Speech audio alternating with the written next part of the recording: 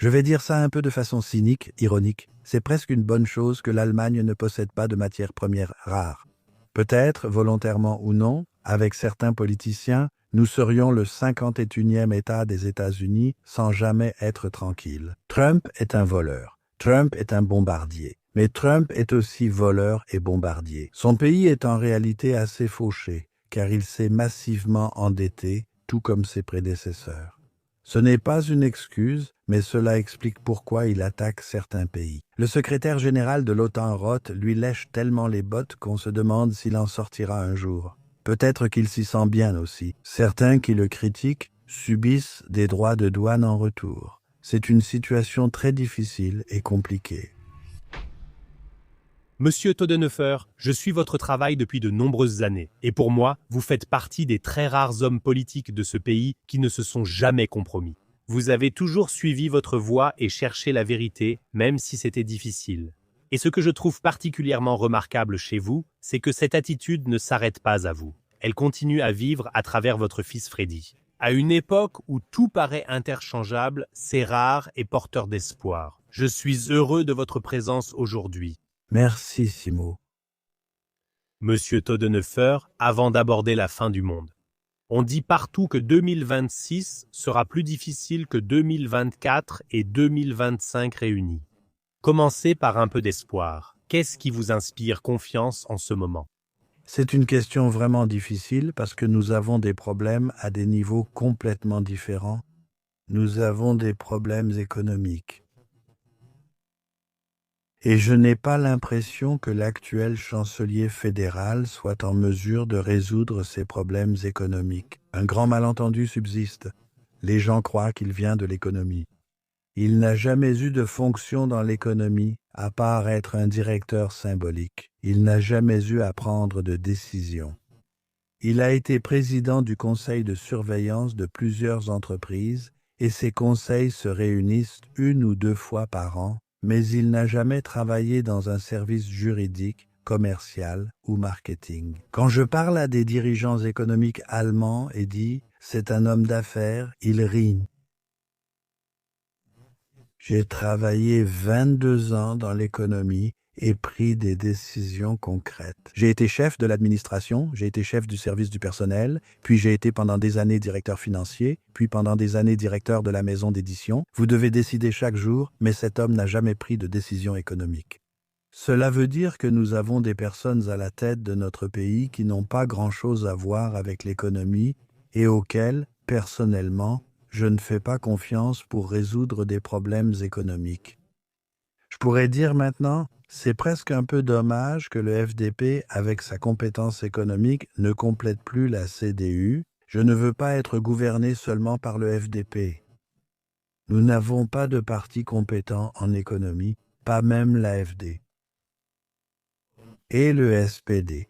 Avant de distribuer, il faut d'abord produire. Et le fait que l'Allemagne soit désormais à la traîne en matière de croissance économique et non plus en tête, c'est une situation totalement nouvelle. Et le deuxième tournant dramatique, ce n'est pas seulement cette guerre illégale de Poutine contre l'Ukraine, mais le fait que Trump s'apprête maintenant à faire la guerre à l'OTAN. Tout cela est tellement impensable qu'on a l'impression de vivre dans un mauvais rêve, dans un mauvais film. J'ai déjà vécu cela positivement, en pensant que c'était impossible, comme lors de la chute du mur et de la réunification. Mais qu'un président des États-Unis, la puissance dirigeante de l'OTAN, dise « Je veux une partie des territoires de l'OTAN ». Et aujourd'hui, il a publié une image de l'Amérique où le Canada est également représenté aux couleurs des États-Unis. Tout cela est insensé. Et attaquer Trump, c'est vraiment difficile. Donc, si j'attaque Trump, toutes mes statistiques chutent. Mais bien sûr, je ne dois pas m'en soucier, parce qu'étrangement, il a aussi beaucoup de partisans en Allemagne, parce qu'il pense, oui, il s'attaque à l'establishment. Trump s'attaque à la décence, Trump s'attaque aux promesses, aux serments de fidélité. Et je suis colonel honoraire américain, je ne peux même pas parler contre l'Amérique. Il y a une Amérique que j'aime. mais Trump est un danger quotidien. Et comment on doit maîtriser le problème? Donc, il y a différentes stratégies. Le secrétaire général de l'OTAN, Roth, lui lèche tellement les bottes qu'on se demande s'il va en sortir un jour. Peut-être qu'il s'y sent bien aussi. Et d'autres, qui le critiquent, sont critiqués et contrés avec des droits de douane punitifs. C'est une situation extrêmement difficile. Et la situation est extrêmement difficile parce que le contrepoids en Amérique, les démocrates, ne bougent pas ou que les vrais partisans de l'OTAN chez les républicains restent silencieux. Je me demande toujours qui arrêtera ce Trump? Pourquoi personne en Amérique n'arrête ce Trump qui trahit tout ce que l'Amérique représente? Et une grande partie de la classe dirigeante américaine vient d'Europe. Comment est-ce possible qu'il traite l'Europe, que l'Europe soit traitée ainsi par le président américain, et que cela devienne notre plus grand problème? Dire « Bonjour, nous soutenons le Danemark et le Groenland ». Il aura donc des droits de douane punitifs. Et quand quelqu'un a une conversation personnelle avec lui, comme Emmanuel Macron ou d'autres, il cite ces conversations, les rend publiques et les tourne en ridicule. Et même le très réservé Frankfurter Allgemeine Zeitung parle déjà simplement de dégoût et de métastase. Et c'est une situation très difficile. C'est aussi difficile pour les hommes politiques. Si Merz se mettait maintenant à l'attaquer frontalement, on aurait des contraventions demain. Ça ne s'est jamais vu, donc c'est vraiment une situation très difficile. Mais d'après mon expérience de vie, c'est très banal. Après la pluie vient le beau temps, et la vie est une succession permanente de hauts et de bas, comme des montagnes russes. Et maintenant, nous sommes en crise, mais ça ira mieux à nouveau. Et il existe des alternatives à un partenariat avec les États-Unis, et ces alternatives, je vais les appeler ainsi. Un peu à la légère, il s'agit bien sûr de l'UE, mais même en son sein, de certains pays précis. Donc je pense que nous devrions travailler beaucoup plus étroitement avec la France, mais nous devrions aussi coopérer davantage avec les pays des BRICS. Et les BRICS ne comprennent pas seulement le Brésil ou l'Inde, mais aussi la Russie et la Chine. Et Bismarck a dit un jour, on ne peut pas jouer seulement avec une balle, ça tout le monde peut le faire, mais il faut être capable de jouer avec plusieurs balles. L'art de la politique étrangère allemande consistera à savoir jouer avec d'autres partenaires, comme l'Inde ou la Russie. La paix en Europe dépend de celle avec la Russie, même si nous critiquons fortement ses actions actuelles. À long terme, nous avons besoin de la paix avec la Russie. À long terme, nous avons besoin de la paix avec la Chine et l'amitié avec la France, nous l'avons déjà. Mais elle n'est pas suffisamment exploitée. Donc, nous devons jouer sur plusieurs tableaux et nous savons maintenant que nous ne pouvons pas compter indéfiniment sur l'Amérique. Il y aura aussi un réseau après Trump, cela ira très vite. Et s'il remplit ce mandat? Et s'il finit son mandat de président sans destitution, s'il la termine indemne, il en sort indemne, je ne peux pas le commenter, mais ce n'est pas certain non plus, s'il va survivre à cette course folle qu'il mène en ce moment. Monsieur Todenhofer, vous avez donné de nombreuses bonnes perches. En 85 ans, vous avez vu défiler beaucoup de présidents américains. Dernièrement, je me suis demandé, la boule de démolition Donald Trump, que vous venez de bien décrire, ne fait que tout ramener brutalement à la surface. Ce qui existait déjà en Occident auparavant, c'était simplement emballé de façon plus polie, formulé de manière plus diplomatique ou masqué moralement par des termes marketing. Je pense que les démocrates aux États-Unis auraient agi pareil, mais l'auraient présenté différemment sur le plan moral. Donc une différence entre eux, vous l'avez bien décrite, entre Trump et ses prédécesseurs.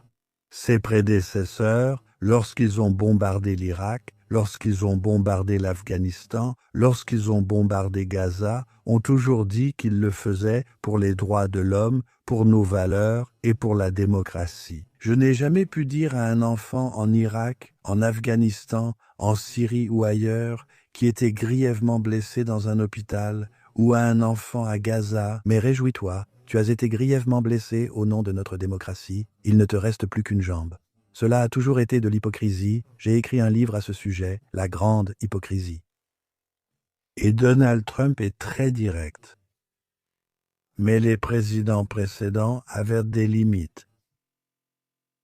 Et des alliances étaient souvent respectées, je le dis cyniquement.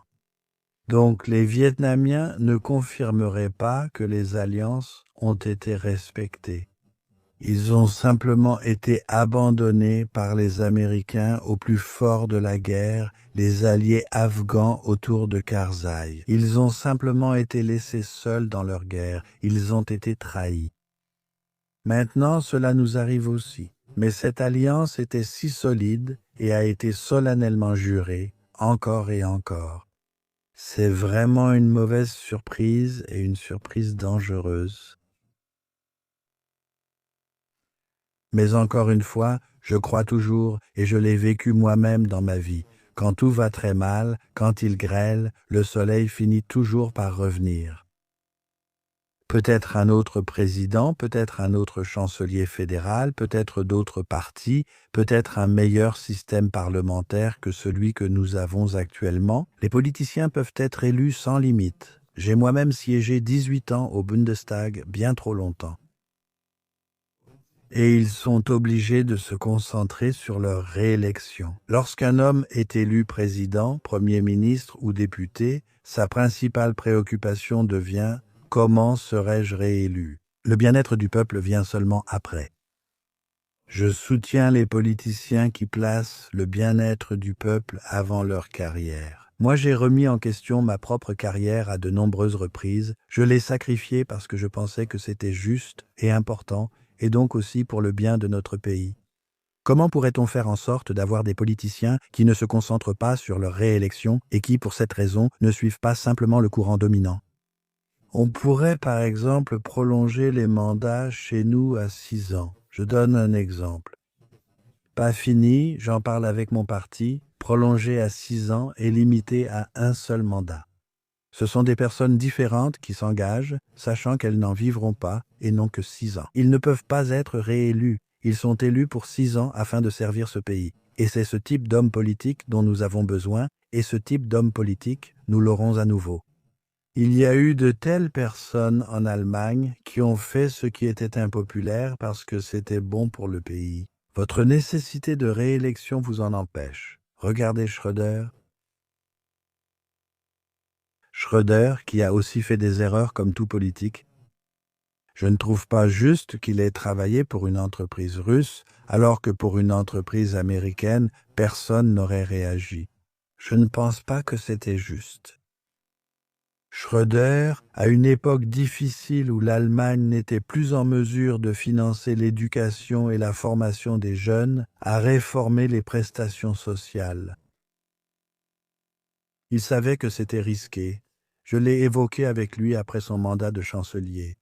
Cela lui a coûté sa fonction, mais pour cet homme, la fonction était plus importante que sa carrière. Et c'est ce type d'homme politique dont nous avons besoin, mais si les gens peuvent toujours être réélus, nous ne l'aurons pas pour l'instant. Mais c'est un point du programme. Des politiciens indépendants.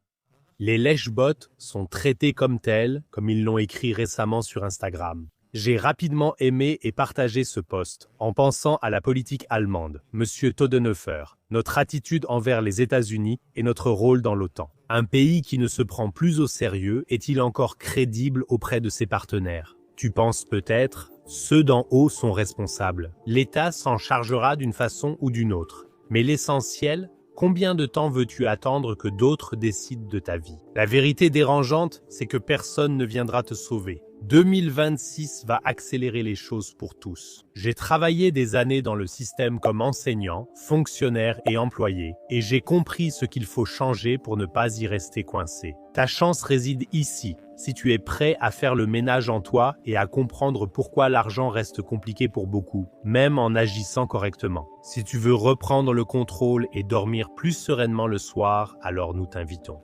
Samedi, le 7. Mars, à 11 heures, Balthazar Becker et moi expliquerons comment passer de l'impuissance à la liberté financière, étape par étape. Tout cela, non avec des promesses hâtives, mais avec clarté, structure et un chemin vers la liberté intérieure et financière. Non, pas du tout. Cela se voit aussi dans les relations personnelles quand quelqu'un se laisse toujours bousculer ou dans le sport. Si on se laisse faire, tout le monde en profite.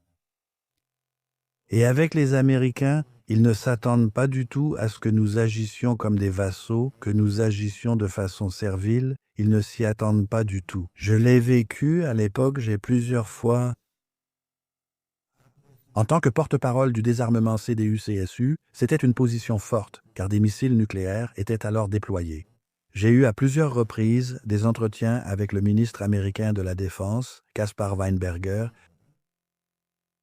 juif américain, homme intelligent et bon, j'ai négocié avec lui et je n'y suis pas allé pour simplement acquiescer. Et oui, et nous allons faire cela, mais j'ai exposé nos intérêts de manière amicale. Et je vais maintenant donner un exemple interne. Par exemple, j'ai dit, vous ne pouvez pas simplement demander aux Allemands de déployer des missiles nucléaires, leurs missiles nucléaires en Allemagne, les Pershing et les Cruise missiles. Nous devons aussi désarmer. Nous devons montrer que nous ne faisons que ce que nous devons faire. Helmut Schmidt l'a fait, lui, un social-démocrate. Il a dit, qu'entendez-vous par là? Et puis j'ai dit, je peux vous parler franchement. En Allemagne, la plupart des armes chimiques mondiales sont stockées et ils veulent maintenant les moderniser pour en avoir davantage et plus modernes. Nous n'en avons pas besoin. Arrêtez votre programme de modernisation des armes chimiques en Allemagne et retirez toutes les armes chimiques d'Allemagne. Vous rendriez un immense service à des gens comme moi et aussi à la CDU.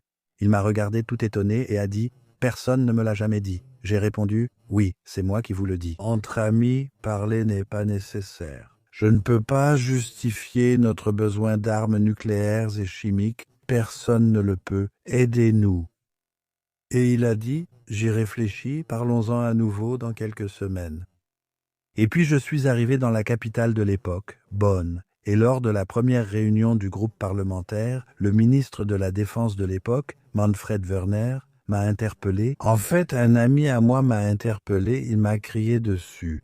« Comment pouvez-vous négocier le désarmement des armes chimiques avec les Américains ?» Je suis le ministre de la Défense et je dis, je suis le porte-parole pour la politique de désarmement et c'est tout simplement raisonnable. Mais ce n'est pas votre tâche. Honnêtement, j'ai de très bonnes relations là-bas et quand on leur parle correctement, beaucoup de choses sont possibles. Pour faire court. Quelques semaines plus tard, le président du groupe parlementaire CDU-CSU, Dreger, et Manfred Wörner, ministre allemand de la Défense, ont tenu une conférence de presse. Ils ont déclaré « Nous venons d'accomplir le plus grand succès de désarmement allemand, l'élimination totale des armes chimiques en Allemagne. » Les grandes choses finissent par récompenser ceux qui n'étaient pas impliqués. Mais je voulais simplement dire que vous pouvez, si vous parlez raisonnablement avec un homme puissant américain, vous pouvez accomplir beaucoup de choses. Il n'est pas nécessaire d'y aller avec autant de dévouement et de soumission comme le font souvent nos politiciens. Vous avez évoqué Mark Rutte au début. Je dois lire rapidement le SMS que vous avez cité.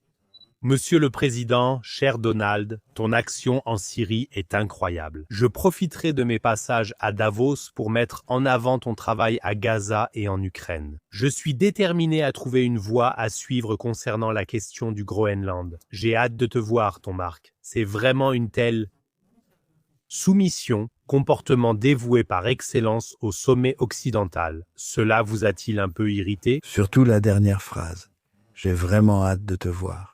Tout cela, c'est une déclaration d'amour mielleuse. Cet homme est une véritable catastrophe sur le plan du caractère. Il nous réarme juste pour faire plaisir aux Américains. Et l'homme à qui il a rendu ce service, qu'il a réarmé en Allemagne, lui donne ensuite un coup de pied et lui dit « Tu me donnes le Groenland ». Vraiment embarrassant cet homme, dégoûtant, mais toujours très bien habillé. Terrible cette servilité. Vous avez mentionné brièvement le chancelier de l'armement Friedrich Merz. N'est-ce pas totalement perfide que le chancelier de l'Allemagne profite des guerres internationales, et qu'il possède sûrement beaucoup d'actions chez Rheinmetall, Palantir, etc., sans l'admettre publiquement?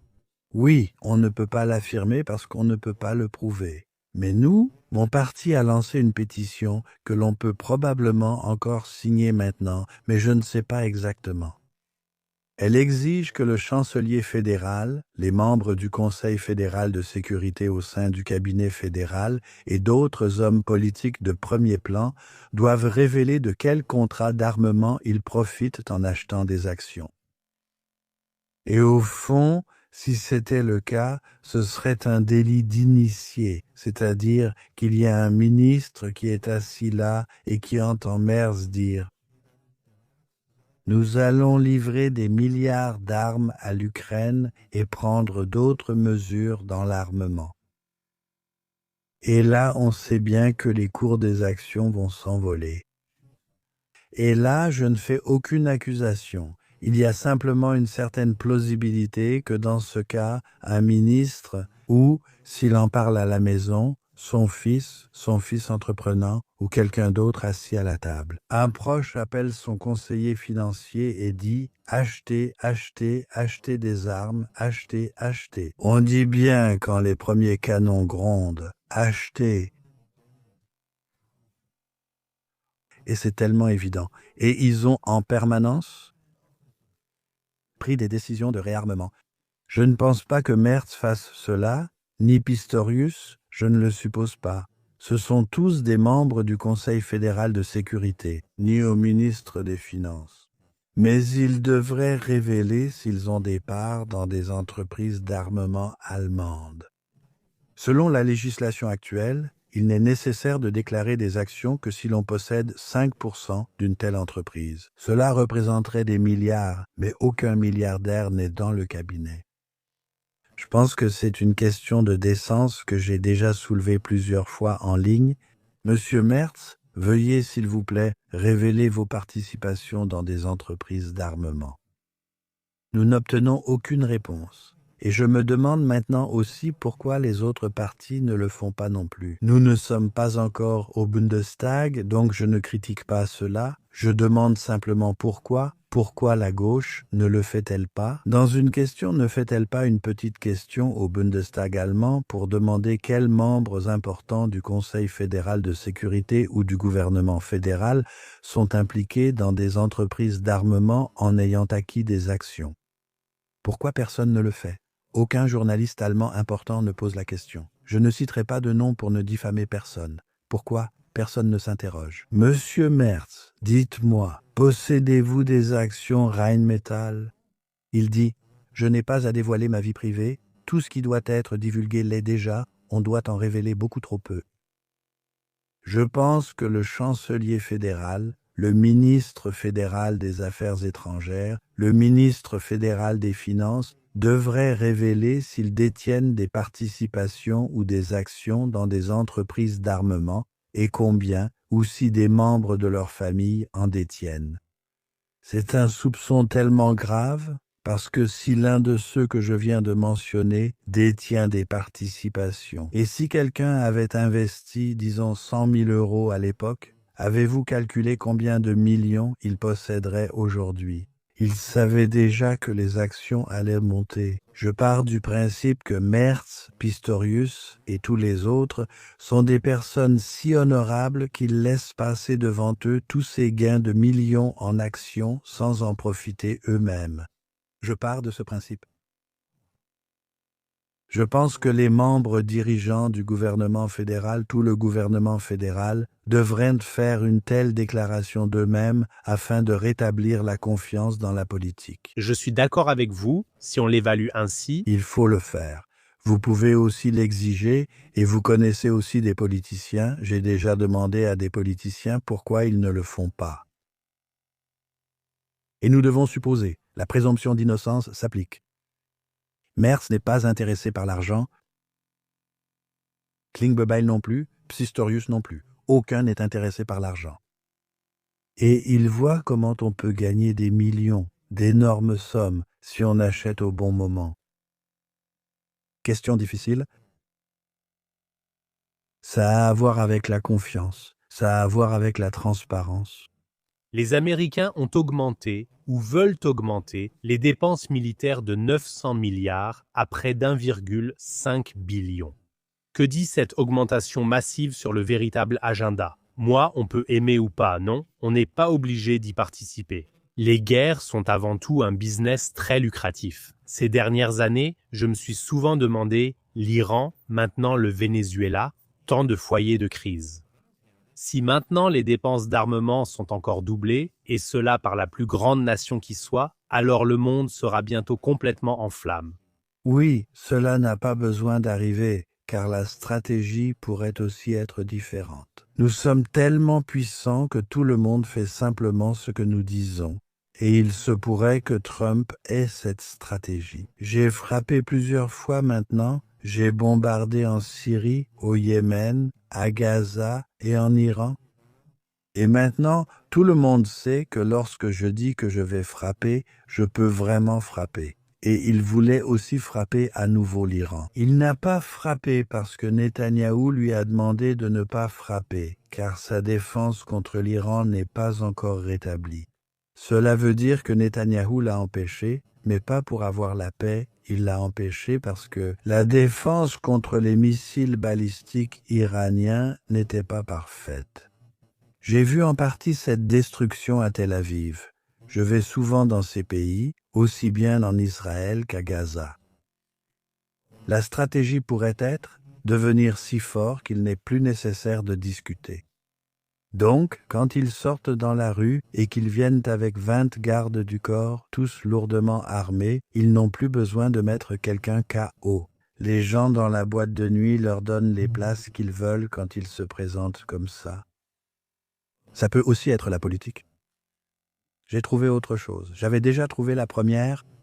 Les 1000 milliards, ou plus précisément, dans le budget actuel, 997 milliards de dollars dans le budget de 2025, je trouvais déjà ça gigantesque. Un autre chiffre, encore plus révélateur et impressionnant, expliquait beaucoup de choses.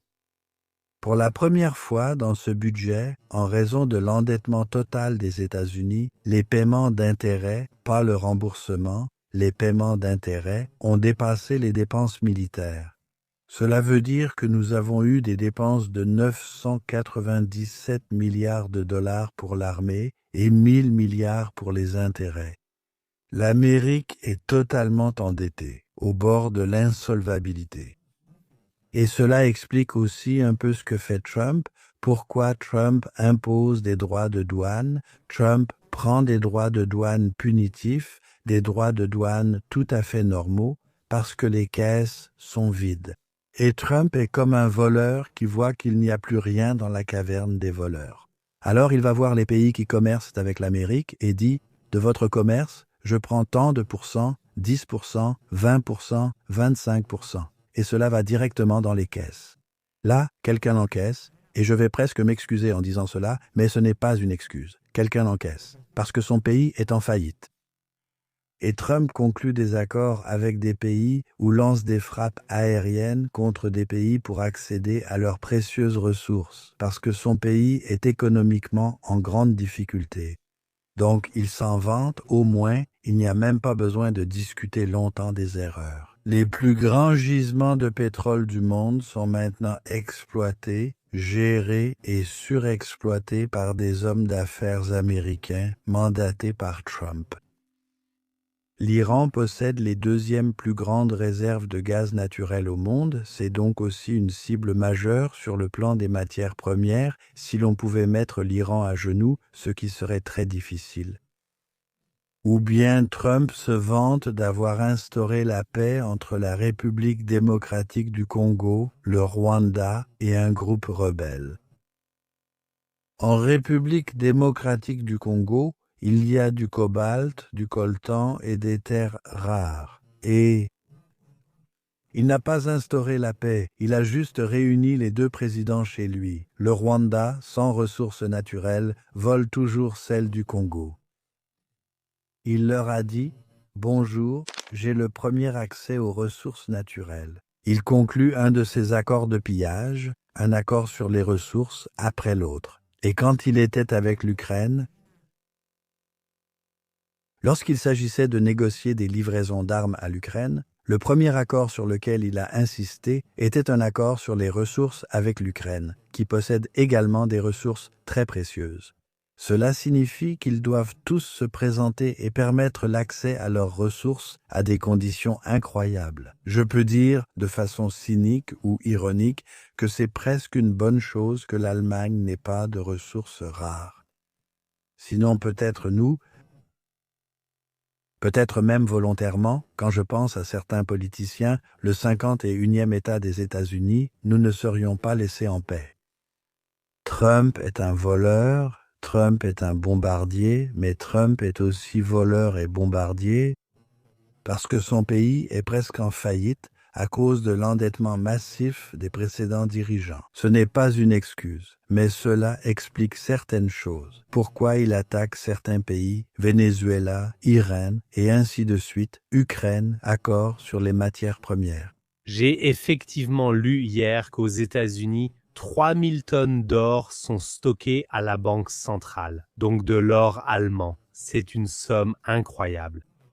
Pensez-vous qu'un Donald Trump que vous qualifiez de voleur pourrait aller jusqu'à confisquer simplement l'or allemand? Je ne ferai pas confiance aux États-Unis. Je ne mettrai plus d'argent ni d'or en fiducie là-bas. Parce qu'en ce moment, il y a aussi le débat sur les avoirs fiduciaires russes en Europe, où les Européens ont cédé, heureusement que les Belges ne l'ont pas fait, sinon nous serions morts en tant que place financière. Mais les Américains ont bien confisqué l'argent fiduciaire, des Afghans. Les Afghans ont probablement, sous Karzai, placé tout leur budget d'État en Amérique parce qu'ils pensaient que c'était le port sûr, déposé en fiducie. Et lorsque les talibans ont gagné la guerre contre l'Amérique, contre Biden, les Américains ont saisi tout ce budget d'État des talibans.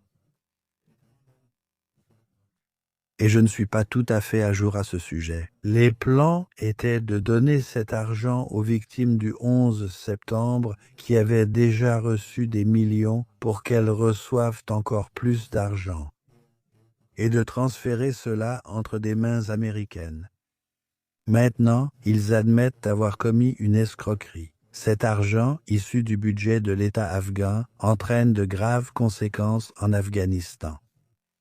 Je suis allé immédiatement en Afghanistan après la prise de pouvoir des talibans. J'ai pris l'avion. Partout devant les autorités, de longues files de personnes sans salaire. L'État ne peut plus payer ses employés là-bas. Et ensuite, il ne peut pas non plus payer ses enseignants. Nous nous débrouillons moi aussi et nous disons bonjour. Pourquoi les filles ne peuvent-elles plus aller à l'école après la 6e classe? C'est inacceptable. Cela n'a rien à voir avec l'islam, c'est une vieille loi pachtoune, patriarcale. Cela tient aussi au fait que les talibans, avec qui j'ai parlé et négocié, notamment avec le ministre des Affaires étrangères, me l'ont dit. Nous n'avons même pas d'argent pour les enseignants des garçons. Ils ne peuvent plus payer. Je ne connais pas la somme exacte. Plus de 10 milliards de dollars, c'est tout pour l'Afghanistan, les Américains, s'ils prenaient vraiment au sérieux le sort des jeunes Afghans. Je prends cela très au sérieux. J'ai un orphelinat là-bas avec autant de filles que de garçons, et je veux qu'ils aient une bonne éducation.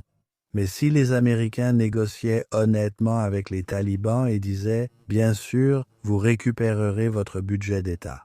Mais nous avons aussi des souhaits, comme que les filles après la 6e puissent retourner à l'école. » Je connais la situation et les acteurs en Afghanistan.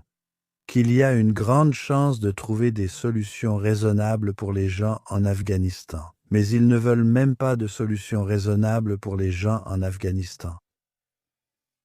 La politique américaine vise depuis longtemps, et pas seulement sous Trump, à semer un chaos créatif dans le monde. Parce qu'alors, bien sûr, à un moment donné, tout explose à la figure des talibans et, dans d'autres régions, dans d'autres pays qu'on ne respecte pas, tout explose à la figure des gouvernements. Le chaos, c'est votre stratégie, pas la paix. Trump n'apporte pas la paix, Trump n'est pas un faiseur de paix, Trump est un politicien du chaos. Je veux dire, est-ce que la bombe atomique est finalement le seul véritable bouclier pour être reconnu comme souverain ici? J'ai l'impression que les traités ne s'appliquent qu'aux faibles, les puissants. Les prédateurs là-dehors finissent par construire leur propre réseau. Oui, mais ils n'ont même pas de bombe atomique. Allemagne? Pas l'Allemagne, mais les autres pays ajoutés à la liste. Aujourd'hui l'Iran, demain l'Algérie, puis l'Arabie saoudite. Là où il y a des intérêts, en somme. Mais aucun de ces pays n'a la bombe atomique pour une réelle dissuasion. C'est vrai, mais j'ai été pendant de nombreuses années le porte-parole pour le contrôle des armements pour le parti au pouvoir, la CDU-CSU. J'ai des doutes sur l'effet dissuasif des armes nucléaires parce qu'il y a un principe dans la stratégie nucléaire qui dit « celui qui tire le premier meurt en second ». Donc si un État comme l'Iran, qui ne veut pas de bombe atomique, qui n'en veut pas, qui n'en veut définitivement pas. Donc, j'en ai parlé avec tous les spécialistes, j'ai visité des installations nucléaires que les Américains considèrent comme les plus dangereuses, j'y suis allé. Ils ne la veulent pas, mais même s'ils l'avaient, ils ne pourraient pas utiliser la bombe atomique parce que 10 minutes plus tard, l'Iran n'existerait plus. Donc c'est une discussion vraiment difficile. J'ai discuté une fois avec McNamara, ancien ministre de la Défense des États-Unis et ex-président de la Banque mondiale. Il m'a dit en tête-à-tête, après une longue conversation, « Si vous aimez vos enfants, veillez à éliminer les armes nucléaires pour qu'ils n'en aient pas. » L'homme a été ministre américain de la Défense durant la guerre du Vietnam et la crise de Cuba. C'était lui qui devait prendre la décision finale avec le président sur le moment où l'arme nucléaire serait utilisée. Il m'a dit, ils n'ont aucune idée de ce qui se passe après la première frappe nucléaire. Nous n'avons aucune idée, aucun plan. Nous ignorons comment la population ou nous-mêmes réagirons. Que faire si des chaînes de commandement s'effondrent? Nous n'en savons rien. En tant qu'ancien ministre de la Défense, je vous le dis, n'y touchez pas. Ce n'est pas une stratégie. Et je crois qu'à la fin, les armes nucléaires ne sont pas une stratégie, parce que personne ne peut me donner de contre-argument à l'argument que tout le monde connaît dans la stratégie nucléaire. Celui qui tire le premier meurt en second, et personne ne veut mourir en second. Personne ne veut que son pays soit anéanti après une frappe nucléaire par les États-Unis, la Russie ou la Chine, ni même par la France ou l'Angleterre. Sujet difficile, mais vous m'y ramenez toujours. Dans cette conversation, M. Todenhofer, nous avons beaucoup parlé de Trump, de la Groenland, et nous avons aussi brièvement abordé certains fronts secondaires. Nous n'avons pas encore parlé de Palantir, de toute cette surveillance par l'intelligence artificielle qui nous attend d'une certaine manière. Trump ne détourne-t-il pas exprès l'attention pour masquer la mise en place progressive de cette architecture de surveillance? Les méthodes de surveillance des puissants sont déjà très puissantes. Cela ne vaut pas seulement pour les États-Unis, cela vaut aussi pour la Russie, la Chine. Et cela vaut tout particulièrement pour Israël, d'où provient une partie des systèmes de surveillance, et ce sont d'ailleurs les plus efficaces et les meilleurs. Les Israéliens sont vraiment des as en technologie, de classe mondiale, et ils en ont bien pris conscience. Avant qu'il n'y ait un affrontement militaire avec l'Iran, certains chefs de l'armée, des généraux, sont d'abord éliminés. Comment font-ils cela? Ont-ils des drones? Qu'ont-ils pour pouvoir, grâce à la reconnaissance faciale, ils peuvent simplement éliminer des personnes, appuyer sur un bouton, la liste 15 est maintenant éliminée, et ensuite 25 personnes disparaissent et sont mortes. Et c'est très oppressant. Et malheureusement, le gouvernement fédéral va aussi dans cette direction en autorisant la surveillance d'Internet sans qu'il y ait de soupçons concrets. Elle va loin et est souvent critiquée par la Cour constitutionnelle fédérale. Rappelée à l'ordre, Évitons de sombrer dans un état de surveillance. Ou même des adversaires politiques pourraient être éliminés. Et tout cela est vraiment, vraiment grave, vraiment, vraiment concret. Alors que l'intelligence artificielle est pleine d'erreurs, il y a quelques semaines, lorsque je voulais vérifier une de mes déclarations pour savoir si je l'avais vraiment faite, j'ai lu sur l'IA de Google que j'étais mort l'année dernière. Et lorsque j'ai refait une recherche 2 semaines plus tard pour savoir si j'avais dit quelque chose de précis, il était écrit « Le journaliste décédé Jürgen Todmüller a dit ceci ». L'IA de Google l'a corrigé entre-temps. Ce sont vraiment de grosses erreurs. Si, en tant que journaliste, vous diffusez de fausses informations, vous êtes renvoyé. L'IA reste imparfaite, mais un avenir immense nous attend. Je pense, Monsieur Todenhofer, que nous allons passer d'une politique centre-gauche à centre-droit. L'AfD pourrait gouverner avec la CDU d'ici 2029, et alors, l'AfD et la CDU auront ensemble des mécanismes de surveillance que les gouvernements précédents n'avaient finalement pas. Et alors, tout le monde dira « Oh, l'AfD est méchante, regardez comment elle sévit ». Mais je pense que ce sera simplement l'air du temps. Nous nous sommes idéologiquement inspirés de Donald Trump et des États-Unis, ce qui, selon moi, nous mène vers une ère très autoritaire. Oui, mais il existe différentes façons de résister, donc ils en utilisent une en se servant des réseaux sociaux. Je fais pareil. Et nous avons aussi d'autres dérives. Nous avons une restriction de la liberté d'expression qui est absurde. Je le vis moi-même personnellement. Comme je l'ai dit plus tôt, j'ai récemment reçu une 3e procédure pénale contre moi. J'ai 3 accusations pénales. La première était que j'avais trop durement critiqué Netanyahou. Cela a été qualifié d'incitation à la haine, de relativisation de l'Holocauste. Je ne relativiserai jamais et je n'ai jamais relativisé l'Holocauste de ma vie. C'est vraiment le pire, impossible à relativiser et le crime le plus grave de l'histoire allemande. Mais c'est ce qu'un procureur affirme comme ça en passant. Et ensuite, j'ai une procédure pénale et une décision d'un tribunal d'instance. Munich, perquisitionner mon appartement et saisir tous mes ordinateurs et téléphones portables. Décision non exécutée car ils ne m'ont pas trouvé. Ils ont surveillé l'appartement pendant des jours et voulaient m'arrêter lors d'une lecture de mon nouveau livre. Ça s'appelle « Et si personne ne te suit, marche seul ». J'ai en fait adopté ma devise de vie de Mahatma Gandhi, qui a aussi dit « Il a chanté une chanson populaire indienne qui au fond dit « Et si personne ne te suit, marche simplement seul ».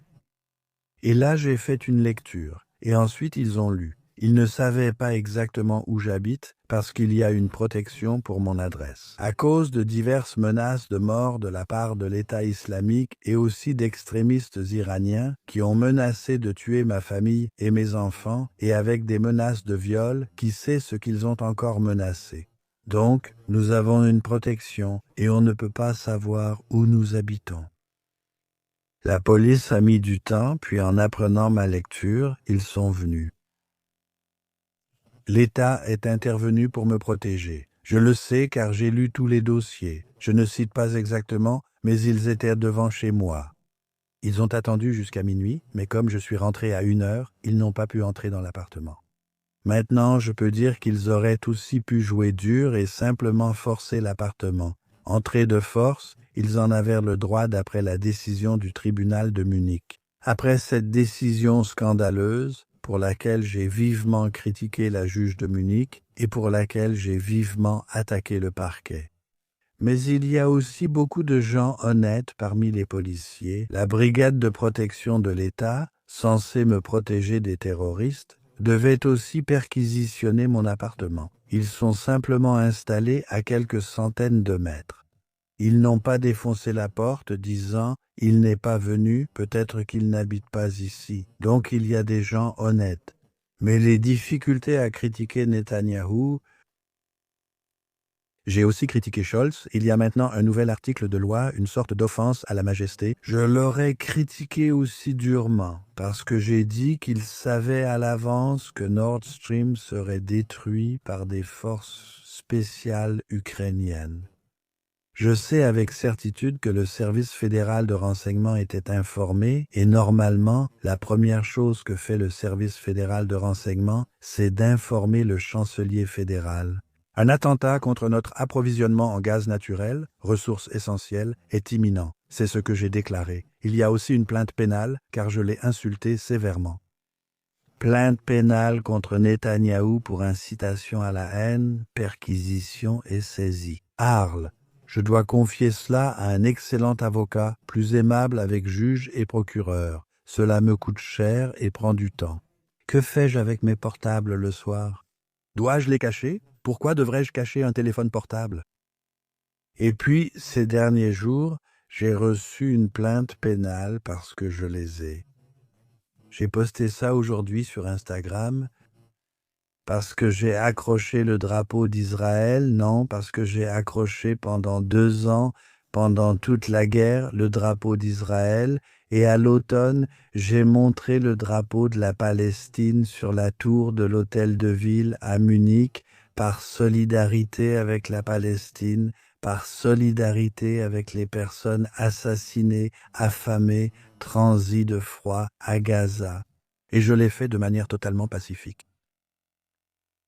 J'ai acheté un billet, je suis monté en ascenseur en haut de la tour de l'hôtel de ville, et puis le drapeau d'Israël n'a pas été mis sur le drapeau. Je ne ferai jamais cela sous des trompettes, des procédures, et en insultant le drapeau israélien. Elle a été glissée sous la grille d'une rambarde de la tour de l'hôtel de ville, où elles sont restées suspendues 20 minutes. J'ai désormais une procédure pénale avec jusqu'à 2 ans de prison. C'est vu comme une usurpation de fonction, donc j'aurais prétendument usurpé une fonction, mais je ne connais aucun maire qui passe les drapeaux de sa mairie sous les barreaux. Ça n'existe pas. Tout le monde pouvait voir que c'était une action de guérilla. Et ensuite, j'ai reçu une plainte pour violation de domicile. Je ne sais pas quelle paix j'aurais pu troubler. Personne n'a été dérangé. En montant, personne sur la place n'a été dérangé. Quand le drapeau palestinien est apparu et est resté 20 minutes à la mairie, là où le drapeau israélien avait flotté pendant 2 ans. Nous avons veillé à ce que rien d'important ne soit recouvert, qu'aucun autre drapeau ne soit recouvert, que l'horloge de la mairie ne soit pas recouverte. Qu'est-ce que c'est que ça? Où est l'effraction dans ce cas-là? Cela enfreint peut-être un règlement intérieur, comme cela peut être mentionné dans le règlement de la maison. L'intervieweur, par exemple, peut exiger que vous portiez une cravate. Cela peut être écrit, mais si je ne porte pas de cravate, ce n'est tout de même pas une effraction de domicile. Tout cela, c'est du non-sens juridique, d'une justice qui s'est complètement égarée politiquement. Ce sont des procès politiques. Ils veulent m'envoyer en prison. Ils sont fous. Ce genre de choses se règle politiquement. Nous avons connu les plus durs affrontements politiques en Allemagne. Dans la politique orientale de Willy Brandt, la CDU, la CSU, le FDP et le SPD allaient dans tous les sens. Nous ne nous sommes pas accusés de trahison envers la patrie. Nous avons réglé cela politiquement. Maintenant, si tu attaques Netanyahou trop durement, tu reçois des plaintes pénales pour des propos antisémites, hostiles à Israël ou négationnistes de l'Holocauste. Où est passée la liberté d'expression d'autrefois dans notre pays? Qu'est-il arrivé à l'état de droit? Bonjour, je le répète encore une fois. Je suis plus âgé que cet état de droit. J'ai contribué à construire cet état de droit démocratique au cours de mes 85 années. En tant que jeune, l'un des plus jeunes députés, et auparavant comme juge et comme ouvrier du bâtiment en tant qu'adolescent. Nous avons construit ce pays. Et maintenant, voilà qu'arrive un procureur sorti de nulle part et une juge sortie de nulle part, dont je me demande où ils ont passé leur examen d'État, comment ils ont réussi, s'ils défendent de telles conceptions juridiques et disent que c'est de l'incitation à la haine. Le peuple veut entendre la vérité, il ne veut pas entendre les mensonges des politiciens, et il ne veut pas seulement entendre le courant dominant malhonnête. Donc il faut continuer à se battre, et on peut le faire, on a aussi le droit de le faire. Mais en fait, je connais de telles procédures, comme celle que le parquet mène maintenant non seulement à Munich, mais dans des centaines de cas en Allemagne contre des personnes qui s'engagent pour la Palestine. Il y a beaucoup de procédures pénales pour incitation à la haine et relativisation de l'Holocauste. Je ne connais ce genre de choses que dans des États totalitaires, c'est ce que je peux dire. Pas maintenant, parce que je ne les ai pas non plus en tête. Cela n'existe que dans les dictatures. Et nous sommes en train de changer notre État en laissant des juges et des procureurs idéologiques restreindre la liberté d'expression. Je trouve cela dramatique. Vous avez aussi demandé tout à l'heure s'il y avait quelque chose de positif. Une perspective? Oui. Des gens comme eux, des gens qui m'abordent dans la rue chaque jour et disent « Vous êtes bien Jürgen Todenhofer, merci de dire la vérité. » Et cela continuera un jour, et un jour, un jeune viendra au Bundestag. Moi aussi, je suis venu jeune, et il dira « J'ai lu les livres de cet homme, et je te suis. Personne ne marche seul. » Et il dira alors « Nous devons remettre de l'ordre dans tout cela. Il doit y avoir à nouveau la liberté d'expression. La liberté d'expression ne signifie pas seulement pouvoir dire des choses intelligentes et justes. La liberté d'expression signifie qu'on doit tolérer l'opinion de l'autre, même si elle ne nous convient pas du tout, accepter d'être assis là, de dire ce qu'on pense et d'exprimer son opinion, même en criant. Ou bien, sous ma poitrine, on peut écrire « quel âne » ou n'importe quoi d'autre. Ils peuvent tous dire ça. De toute façon, je ne le lis pas. Ils peuvent écrire tout ce qu'ils veulent en dessous. Le porte-parole de l'armée israélienne a écrit en substance « Je n'arrive plus à retrouver la formulation exacte dans un poste. » Qui est donc ce Jürgen Todenhofer? Est-ce un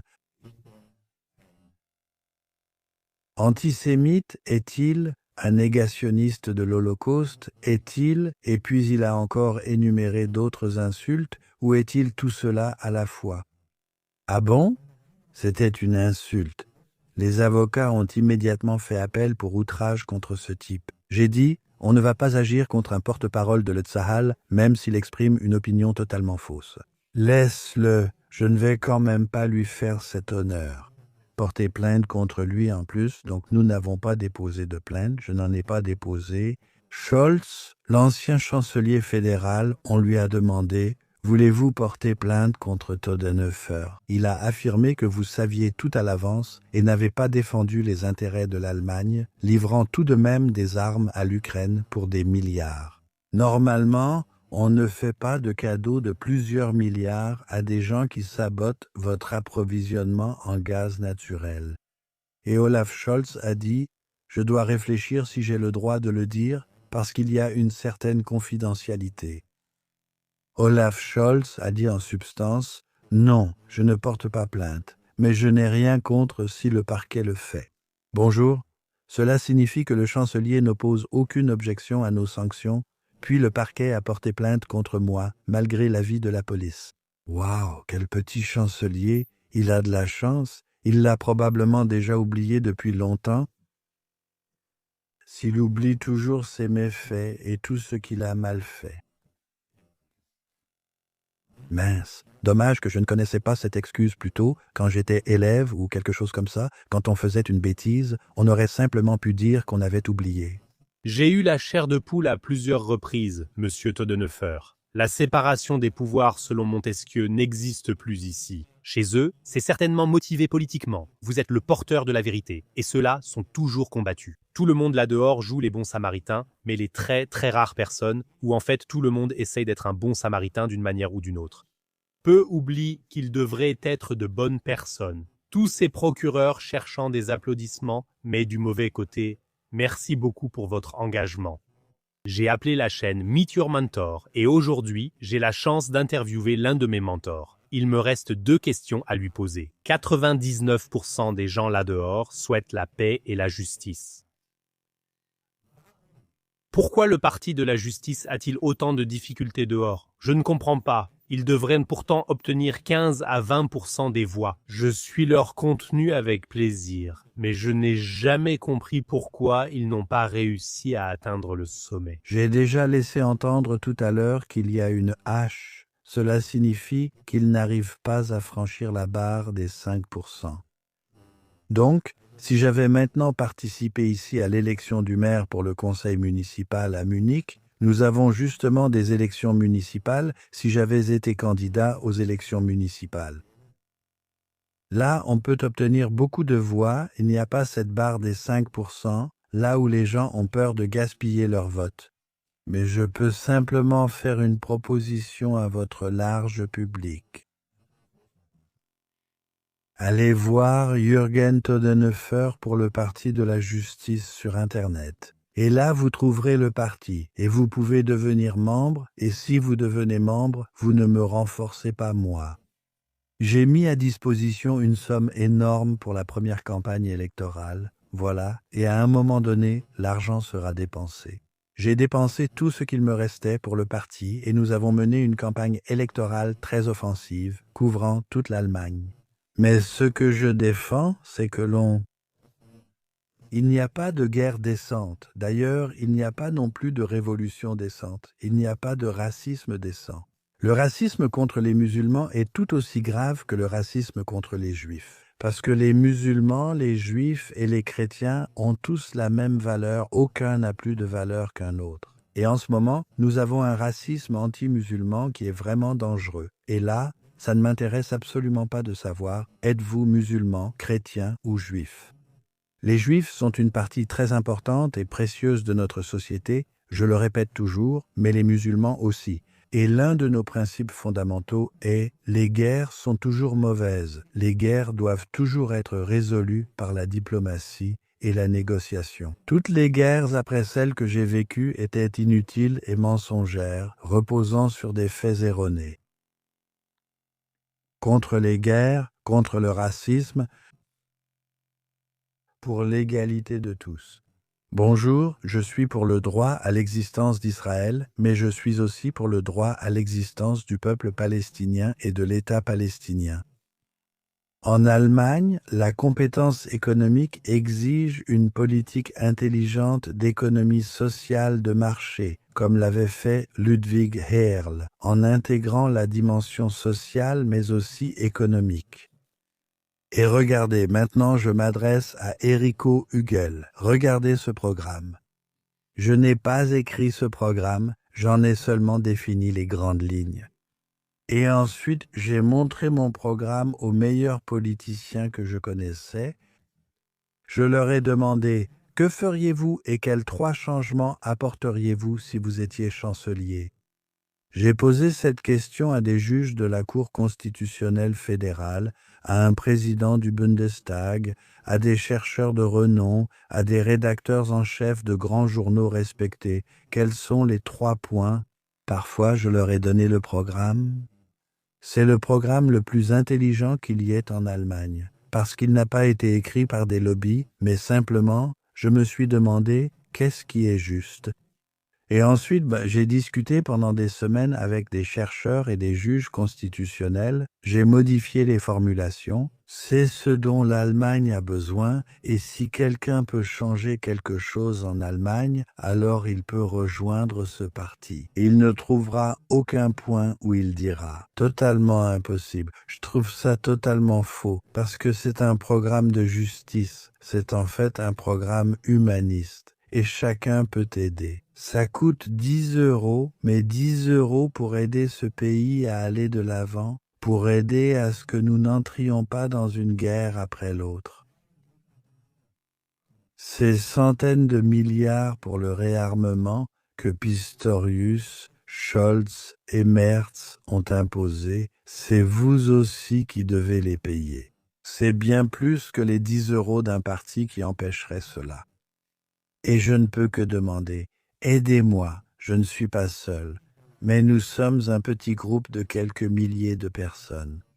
Et ce serait vraiment formidable si nous étions un groupe de taille moyenne de quelques milliers, peut-être plusieurs dizaines de milliers de personnes, et qui pourrait aussi, à un moment donné, pas besoin d'élaborer une politique, elle est déjà dans le programme. Comme je l'ai dit, cela ne vient pas que de moi. Et qui participent aussi à la campagne électorale dans la rue et disent « l'éducation plutôt que les missiles, ce sont des choses très simples ». De quoi notre pays a-t-il besoin maintenant? Notre pays a-t-il surtout besoin de plus de prestations sociales? De quel type d'éducation notre pays a-t-il besoin en ce moment?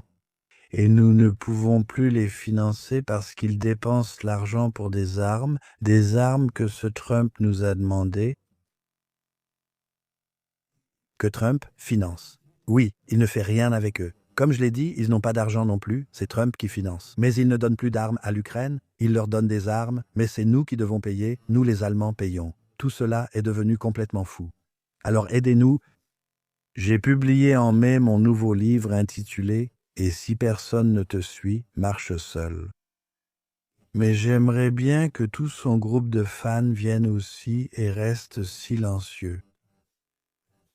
Ils peuvent aussi ouvrir grand la bouche.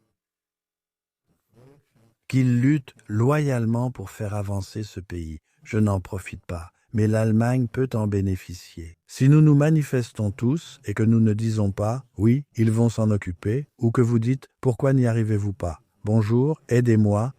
Nous mettrons ici le lien vers votre livre et le site du Parti de la Justice, Monsieur Todenhofer.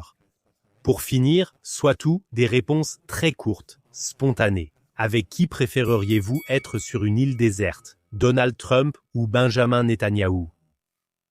Avec Helmut Schmidt.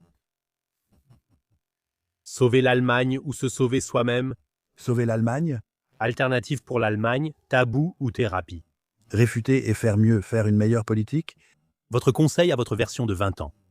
Reste toujours fidèle à tes valeurs les plus importantes, mais ne te dispute pas avec les gens pour chaque petite chose. J'ai déjà voté contre la CSU car j'étais opposé. La loi sur l'allègement fiscal du kérosène de Franz Joseph Strauss, totalement inutile. Il m'a aussitôt pardonné. Je l'ai appelé et dit « Nous étions amis. Hier, j'ai voté contre sa loi. » Il a dit « Eh bien, et alors ?» Mais pensait aussi « Est-ce vraiment nécessaire ?» Après, j'ai pensé « Non, ce n'était pas nécessaire. Contre le kérosène. » J'étais contre le pilote qui me conduisait. J'étais alors membre du directoire et trouvais cela aussi totalement superflu. Il ne faut pas s'épuiser sur des questions secondaires. On peut participer parfois, mais sur les grandes questions, il ne faut pas céder et il faut savoir se comporter. Donc, si vous ne voulez pas lire ce programme de parti passionnant, lisez simplement les 20 premiers articles de notre loi fondamentale. C'est la meilleure loi qui ait jamais existé. Commencez par « La dignité de l'homme est inviolable ». Avec l'article 2, la liberté de la personnalité ne doit pas être restreinte. Avec l'article 3, tous les hommes sont égaux. Avec l'article 5, la liberté d'opinion est protégée et la liberté de réunion aussi. Et avec l'article 20, qu'ainsi, lorsque des politiciens entreprennent de s'attaquer aux fondements de cet État, face à une atteinte, la population dispose d'un droit de résistance sous toutes ses formes, conformément à l'article 20 de la loi fondamentale. Super livre, des gens intelligents. Monsieur Todenhofer, c'est un honneur absolu de pouvoir parler avec vous. Vous avez toujours préféré vous confronter à la vérité plutôt que de chercher à vous rendre populaire. Ce n'est pas le bien-pensant qui change le monde, mais la personne courageuse et dérangeante. Merci de ne jamais l'oublier et d'exister. Merci pour l'émission, tout le meilleur,